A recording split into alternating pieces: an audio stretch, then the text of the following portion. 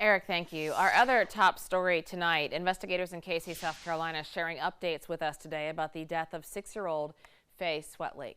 She disappeared from her yard last week. Police found her body days later in the woods near her neighborhood. Investigators say they believe 30-year-old Cody Taylor is the person who abducted and killed Faye. They confirmed today they found Taylor dead at his home on his porch in Faye's neighborhood. Now, many of you have been following this case step by step, in part because it preys on every parent's fear, leaving your child alone in what's believed to be a safe place, your own front yard, only to turn around and have them be gone.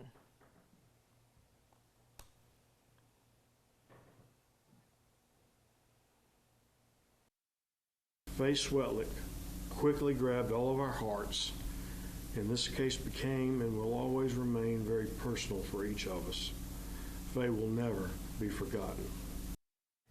Our Bria Bell spent the day in Casey. She is live there tonight in South Carolina. Bria, the community continues to show its love for this little girl, and tonight a packed vigil was full of people and messages. Can you walk us through the emotional night?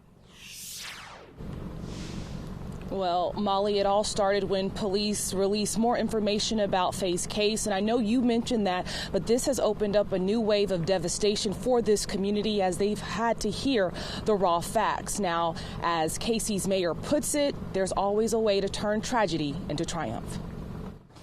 Those holding the candle say some healing comes with each one that's lit. While there is closure in finding Faye, this outcome is not what any of us had hoped for. That's Casey's mayor, Elise Parton, in front of Faye's family and friends.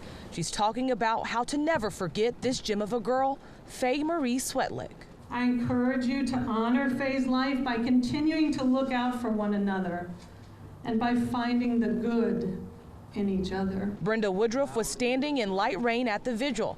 She fell to her knees to pray with no hesitation for the Swetlake family. They sat front and center, holding each other for strength. God brought me out here because He knows that I love children, and it hurts my heart because I got about 9, 10 of my grandchildren of my own. Tuesday's new details from police brought more pain. They say the preliminary autopsy shows the 6-year-old was killed right after she was snatched away by a neighbor, 30-year-old Cody Taylor. After hurting Faye, they say he killed himself. Faye's body was found in the woods close to their homes.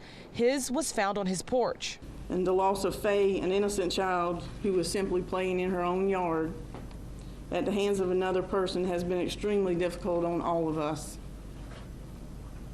There are no adequate words to express the depth of our sadness and our sympathy for Faye's parents. As the vigil ended with everyone collectively blowing out their candles, except for Marcy Nichols. She was the last one to still have a flame.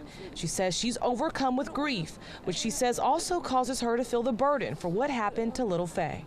The whole community loves Faye. Oh, we're so sorry. We're so sorry for her and her family. It's like the world let her down. So I just had to be here.